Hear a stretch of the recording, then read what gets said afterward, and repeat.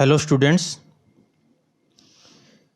in our last lecture we covered digestion of food and today we will cover absorption of digested products. Students, as in my previous lectures I have told you the detailed part of digestion of food, and when food is digested there are certain end products like carbohydrate is broken down into end products, simple sugars. So these end products need to be absorbed into the blood so that they may be utilized by our body. Now we will study absorption of digested products. Absorption is the process by which the end products of digestion pass through the intestinal mucosa into the blood or lymph. Students, सबसे ज़्यादा absorption intestine के ilium और जुजुनम part में होता है। ये diagram मैंने पहले भी बनाया था और अब मैंने फिर बनाया है ये दिखाने के लिए कि इंटेस्टाइन की जो म्यूकोजा होती है वो इस विलाई की शेप में होती है और विलाई के अंदर ये जो येलो कलर्ड पार्ट है this is called lacteal, this is a lymphatic vessel and this red and blue part is capillary. These are the capillaries. तो जो इंटेस्टाइन में फूड पार्टिकल्स होते हैं वो या तो इस लैक्टील के अंदर लिम्फेटिक वेसल्स के अंदर एब्जॉर्ब होते हैं या फिर ब्लड कैपिलरीज के अंदर एब्जॉर्ब होते हैं. So here I am again repeating, end products of the digestion pass through the intestinal mucosa into the blood or lymph. Now this process is carried out by passive, active or facilitated transport mechanisms. Students, ये जो absorption की process है ये तीन तरीके से होती है. एक passive transport mechanism, second is facilitated transport mechanism and third one is active transport mechanism. And what is the difference between the three? I will tell you. First, we will take passive diffusion, passive transport mechanism. Fatty acids and glycerol and some electrolytes like chloride ions are generally absorbed by simple diffusion. The passage of these substances into the blood depends upon concentration gradients.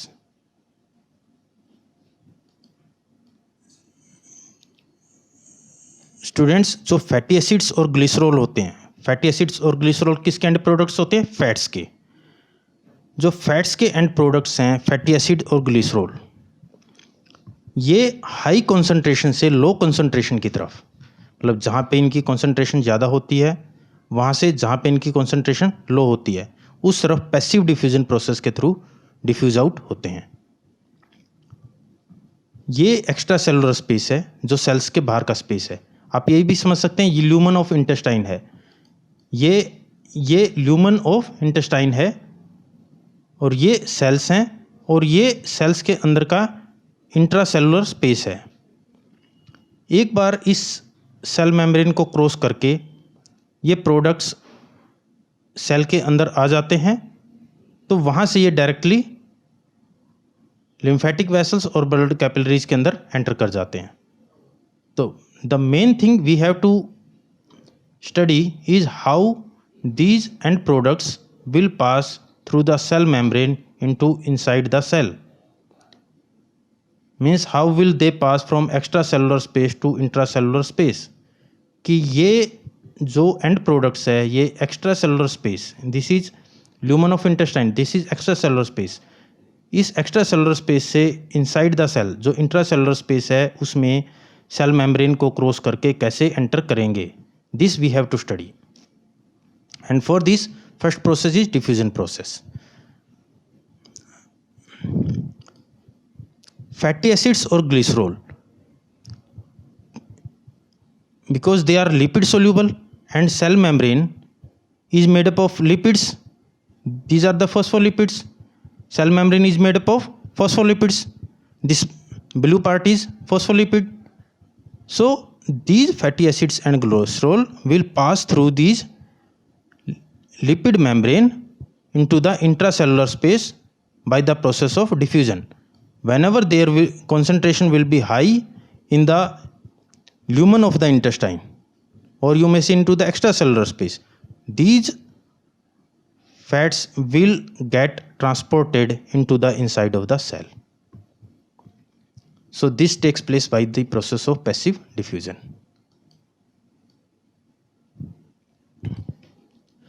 Now second, however, some substances like fructose are absorbed with the help of carrier proteins.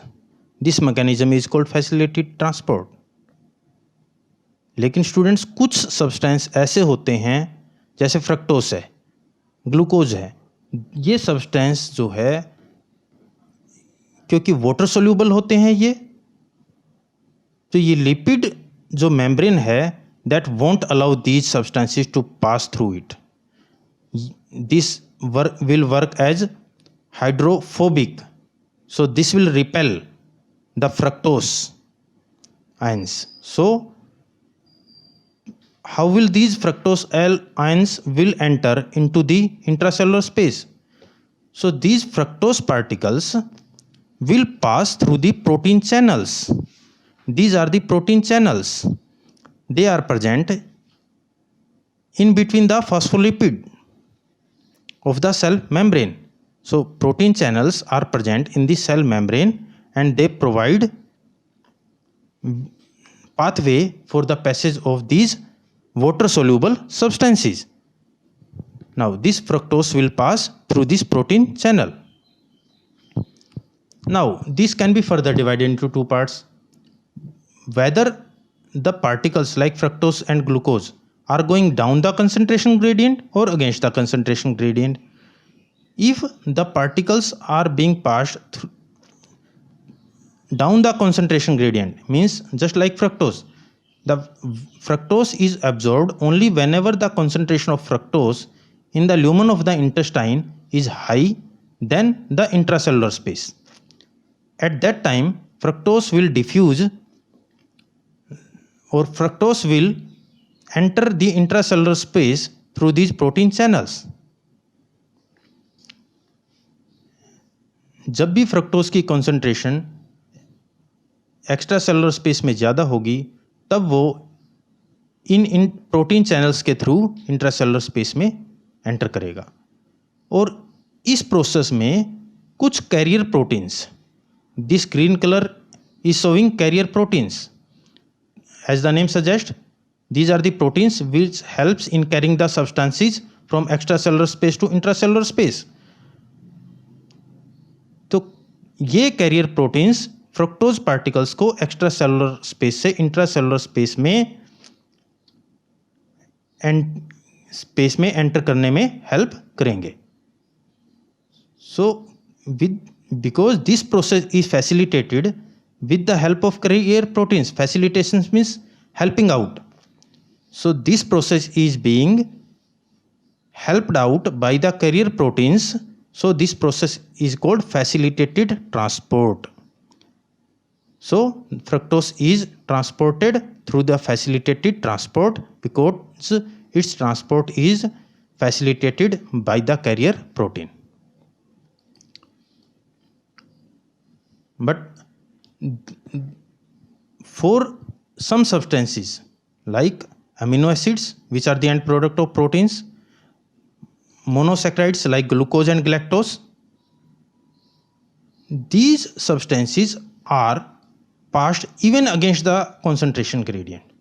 Even when the concentration of glucose and amino acids is low in the extracellular space or in the lumen of the intestine, जब amino acids की और glucose की concentration intestine के अंदर कम होती है तब भी ये पार्टिकल्स इंट्रासेलुलर स्पेस में ट्रांसपोर्ट किए जाते हैं with the help of these carrier proteins. But to pump these particles, here will use to pump these particles because they are being pumped against the concentration gradient. As these are being moved against the concentration gradient, So these carrier proteins require energy, and this energy is provided by the ATP. ATP is the storehouse of cell. So from where the energy will come? Energy will come from the ATP of the cell. So these carrier proteins will utilize energy to pump the particles against the concentration gradient. As these particles are moving against the concentration gradient, so this type of transport is called active transport. So you may be asked a question, in which of the cellular transport mechanism energy is being used? You have to answer active transport, because this takes place against the concentration gradient. So these were the three types of transport mechanisms. Now we will talk about water. How water will diffuse? Transport of water depends upon the osmotic gradient. Water osmotic pressure के लो पे diffuse होता है. जहाँ पे water का osmotic pressure जब भी ज़्यादा होगा वो अपने लो ऑस्मोटिक प्रेशर के एरिया में डिफ्यूज़ आउट कर जाएगा. जब भी इंटेस्टाइन के ल्यूमन में वाटर का ऑस्मोटिक प्रेशर ज़्यादा होगा, सेल के अंदर वाटर का ऑस्मोटिक प्रेशर कम होगा, वाटर एक्स्ट्रा सेलुलर स्पेस से इंट्रासेलुलर स्पेस में डिफ्यूज़ आउट कर जाएगा. So water gets into the cells through the osmotic gradient.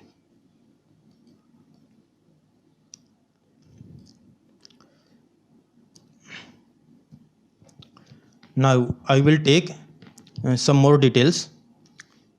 Fatty acids and glycerol being insoluble cannot be absorbed into the blood. I earlier told you that fatty acids and glycerol are transported inside the cell through the process of diffusion. And I want to tell you here, these fatty acids and glycerol, they are not transported into the capillary blood. Instead, they are transported into the lymphatic vessels. As I earlier told you, this yellow colored is lymphatic vessel. So these fat particles are transported into the lymphatic vessels. And how does this happen?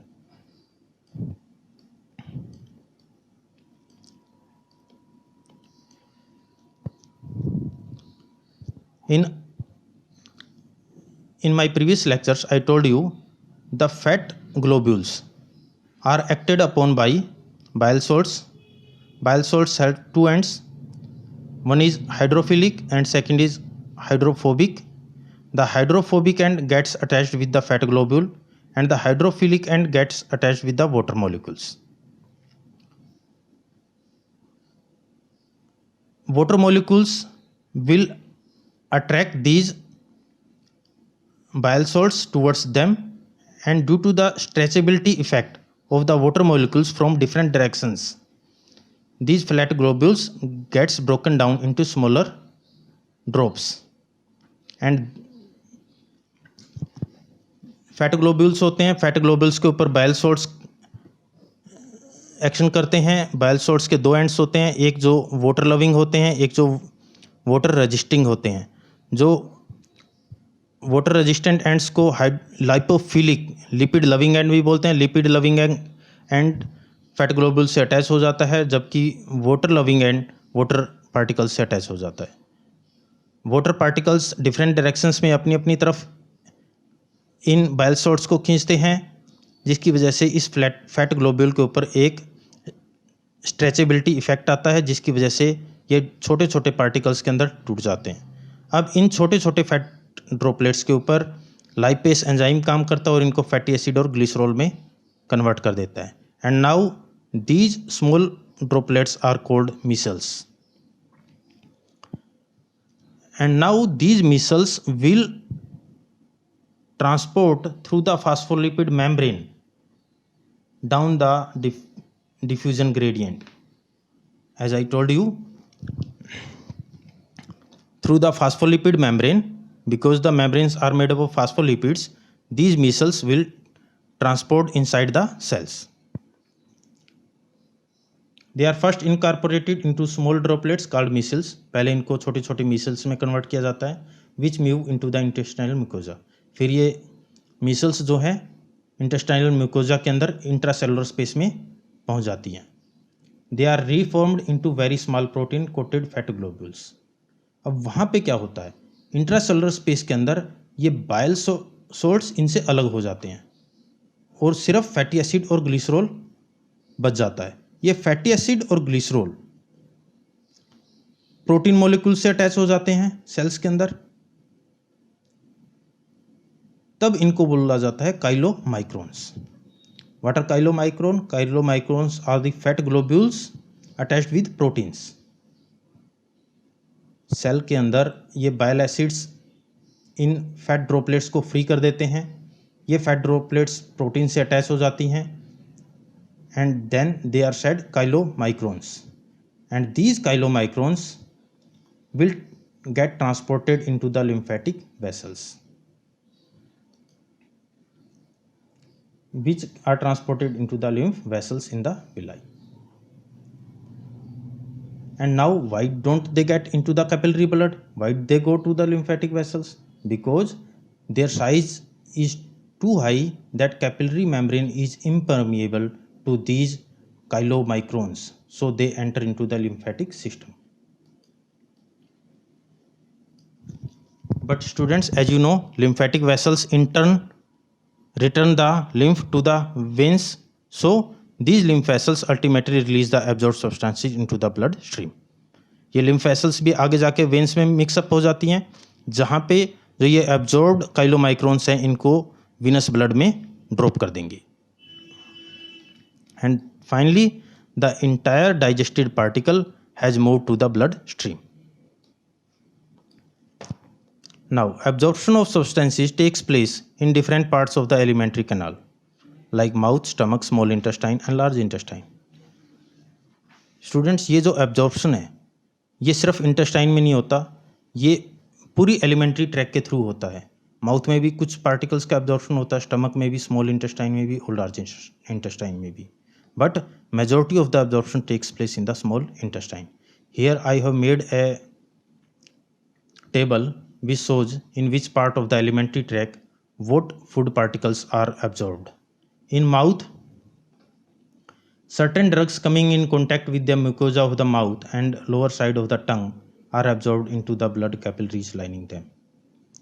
कुछ दवाइयाँ ऐसी आती हैं जो mouth dissolving होती है, उनके ऊपर लिखा होता है MD, जस्ट लाइक एक ड्रग आती है ओंडम MD for mouth dissolving.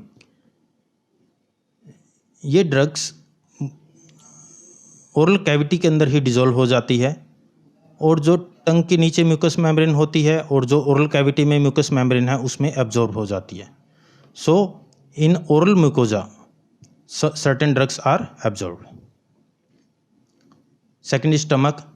In stomach, absorption of water, simple sugars and alcohol take place. Stomach में कुछ अमाउंट में वाटर, कुछ सिंपल शुगर्स और अल्कोहल, ये स्टमक एरिया में एब्जॉर्ब होते हैं। Small intestine, principal organ for absorption of nutrients. मैंने पहले ही बताया, majority part of food particles are absorbed in small intestine. The digestion is completed here. Digestion सारा स्मॉल इंटेस्टाइन के ड्यूडेनल पार्ट में कंप्लीट हो जाता है। And the final products of digestion such as glucose, fructose, fatty acids, glycerol and amino acids are absorbed through the mucosa into the blood stream and lymph. और जो digestion के final products हैं जैसे glucose, fructose, these are the end products of carbohydrate digestion, fatty acids and glycerol, these are the end products of fat digestion, and amino acids, these are the end products of protein digestion. They are absorbed through the mucosa into the bloodstream and lymph. And students, here I want to ask, what is mucosa? Mucosa is the inner layer of the alimentary tract. Just remind it. Then what happens in the large intestine? Absorption of water, some minerals and drugs takes place. Large intestine में जो excess water बच जाता है और कुछ minerals, sodium, potassium chloride, कुछ minerals और water, ये एब्जॉर्ब होते हैं लार्ज इंटेस्टाइन के अंदर।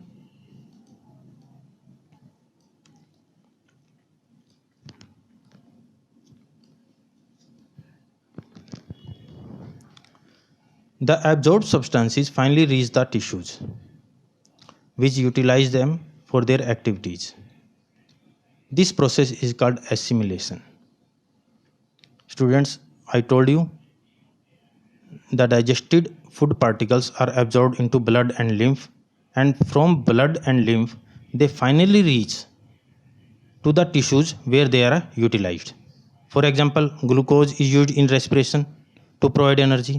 हमारी रेस्पिरेटरी मसल्स को काम करने के लिए ग्लूकोज की ज़रूरत होती है। ऐसे ही amino acids are use to build new proteins. Amino acids को की ज़रूरत मसल्स में होती है to build up new proteins. तो जब जो एब्जॉर्ब सब्सटेंसेस है वो अपने टारगेट ऑर्गन्स तक जहाँ पे उनकी ज़रूरत है वहाँ पे पहुँच जाते हैं, तो इस प्रोसेस को बोला जाता है assimilation. So assimilation is the process of finally reaching the assimilation is the process in which absorbed substances finally reach the tissues.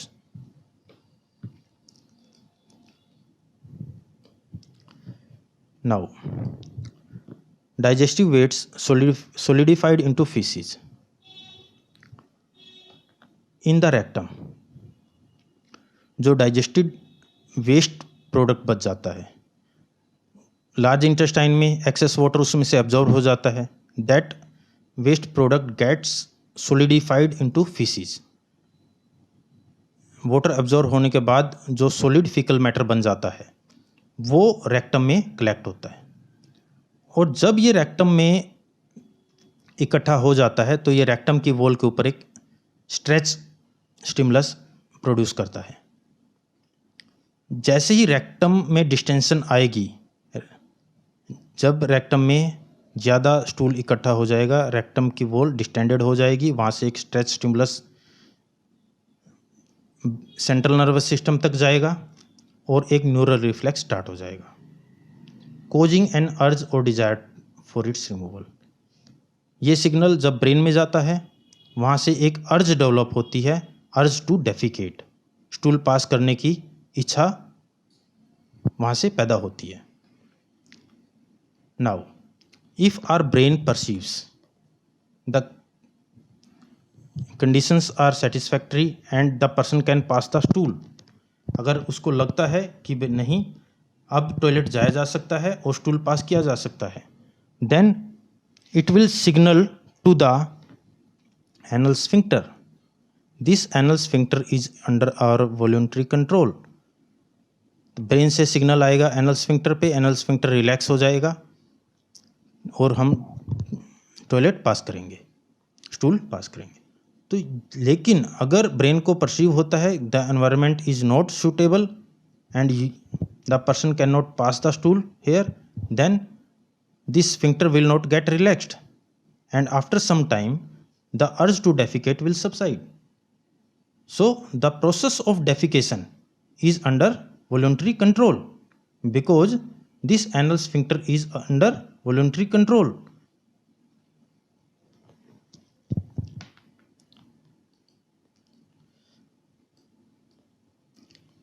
Now disorders of digestive system. Students, ये नॉर्मल फिजियोलॉजी थी digestive system की, लेकिन आप सभी को पता है कि कई बार ये डाइजेस्टिव सिस्टम में कोई डिसऑर्डर आ जाता है, और कॉमन डिसऑर्डर्स कौन कौन से होते हैं? First is inflammation. The inflammation of the intestinal tract is the most common element due to bacterial और viral infections. Student, what is inflammation? जब भी हमारी बॉडी के किसी भी टिश्यू को कोई भी इंसल्ट होती है, कोई भी इंजरी होती है, कोई इन्फेक्शन हो जाता है,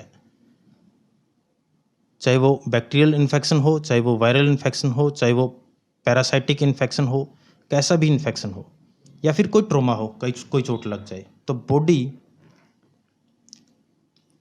उसके रिस्पॉन्स में एक प्रोसेस स्टार्ट करती है and that process is called inflammation. जैसे अगर बैक्टीरियल और वायरल इन्फेक्शन हुआ तो बॉडी एंटीबॉडीज़ बनाएगी इनके अगेंस्ट में, and those antibodies will fight with these bacterias and viruses, and that process of fighting of antibodies with these microbes, microorganisms, bacteria and virus will lead to the process of inflammation. And what happens in this inflammation? Inflammation के अंदर जिस part में inflammation होती है वहाँ पे circulation बढ़ जाता है, सर्कुलेशन बढ़ने की वजह से वो पार्ट रेड हो जाता है। और क्यों? क्योंकि एंटीबॉडीज़ और एंटीजन, बैक्टीरिया और वायरस की फाइट में कुछ सेल्स भी डैमेज हो जाते हैं, जिसकी वजह से वहाँ का टेम्परेचर बढ़ जाता है और वो पार्ट गर्म हो जाता है। तो there are basically two features of inflammation, one that part will become red and secondly that part will become hot and swollen.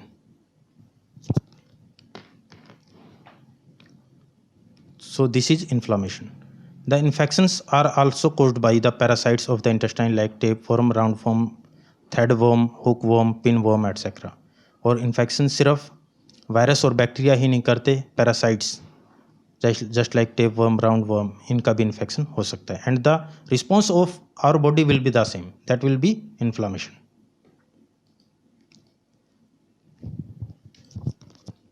Now second disorder is jaundice.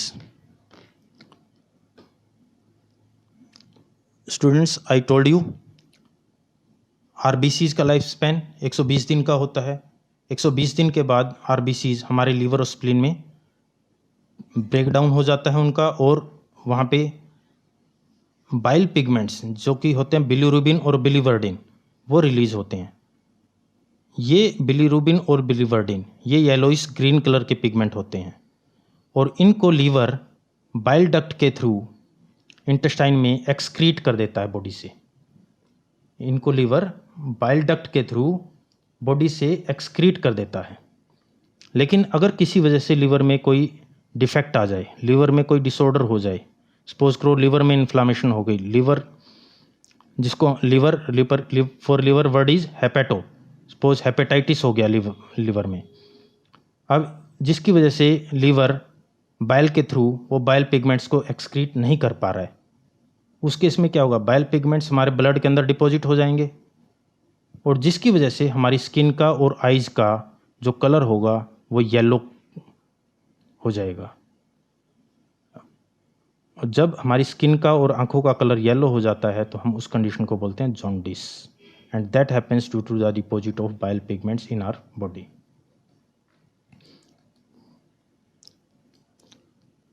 Third is vomiting. It is the ejection of stomach contents through the mouth. आप सब जानते हैं, जब भी हम ingest किए हुए food particles को जब वापस मुंह के थ्रू बाहर फेंक देते हैं, बाहर इजेक्ट कर देते हैं, उस प्रोसेस को बोलते हैं vomiting. This reflex action is controlled by vomit centre in the medulla. ये हमारे ब्रेन के अंदर जो मेडुला सेंटर होता है उसमें एक वोमिट सेंटर होता है, उसके द्वारा ये वोमिटिंग की प्रोसेस कंट्रोल होती है। और ऐसा क्यों होता है? जब भी हमारी बॉडी को लगता है, हमारे ब्रेन को लगता है कि हमने कुछ ऐसा खा लिया है जिसको हम डाइजेस्ट नहीं कर पाएंगे, या फिर हमारी एलिमेंट्री ट्रैक में कुछ ऐसा चल रहा है कि हम उस फूड को डाइजेस्ट नहीं कर पाएंगे, सपोज पैनक्रियाटाइटिस हो गया, पैनक्रियाज से जूस बन के इंटेस्टाइन में नहीं आ रहा है, या हेपेटाइटिस हो गया, बाइल प्रॉपर से इंटेस्टाइन के अंदर नहीं आ रहा है, तो in that case what will our brain signal, that will stimulate the vomit centre and that in turn will lead to the contraction of the muscular wall of the stomach, जिससे stomach की जो muscular वाल है वो abruptly contract करेगी और जितना भी खाना स्टमक के अंदर होगा वो वोमिट आउट हो जाएगा। So this is a reflex action. A feeling of nausea precedes vomiting. Vomiting is ejecting the content of the stomach through the mouth. But what is nausea? Nausea is the feeling of vomiting. When we feel about to vomit, जब हमें लगता है कि उल्टी आने वाली है, वो फीलिंग कहलाती है नोजिया। और जब हम वो कंटेंट सारा बाहर फेंकते हैं, that process is called vomiting. और हमेशा ही फीलिंग ऑफ वोमिटिंग होने से पहले प्रीसीड करती है. One more condition is there, that is diarrhea. The abnormal frequency of bowel movement and increased liquidity of the fecal discharge is known as diarrhea. Students, human beings have bowel habits. सबकी अपनी अपनी आदत होती है. कुछ लोग एक दिन में 3 बार स्टूल पास करते हैं, कुछ लोग 3 दिन में 1 बार स्टूल पास करते हैं. That is normal. But whenever you feel that the frequency of bowel movement is more than the normal, means जो हैबिट थी उससे अचानक से फ्रीक्वेंसी बाउल मूवमेंट की बढ़ गई है. जो आदमी दिन में 2 बार जाता था उसको अगर दिन में 6 या 7 बार जाना पड़ रहा है. या increase liquidity of the faecal matter, या लगता है कि जो स्टूल हम पास कर रहे हैं उसमें लिक्विड पार्ट ज़्यादा बढ़ गया है, that is watery discharge, then that condition is called diarrhea. It reduces the absorption of food. और ऐसा क्यों होता है? ऐसा तभी होता है जब हम जो फूड है वो एलिमेंट्री ट्रैक के अंदर कम टाइम के लिए रुकेगा. अगर फूड एलिमेंट्री ट्रैक में कम टाइम के लिए रुकेगा तो फूड का एब्जॉर्प्शन भी कम होगा और फूड का बेसिकली वाटर कंटेंट कम एब्जॉर्ब हो पाएगा, तो इसलिए फूड का जो लिक्विड पार्ट है that will increase. Now next is constipation. Constipation is infrequent bowel movements और डिफिकल्टी पैसेज ऑफ स्टूल्स. जैसे अगर जो रूटीन हैबिट है उससे फ्रीक्वेंसी ज़्यादा हो जाती है तो कहते हैं डायरिया. लेकिन उस रूटीन फ्रीक्वेंसी से अगर फ्रीक्वेंसी कम हो जाए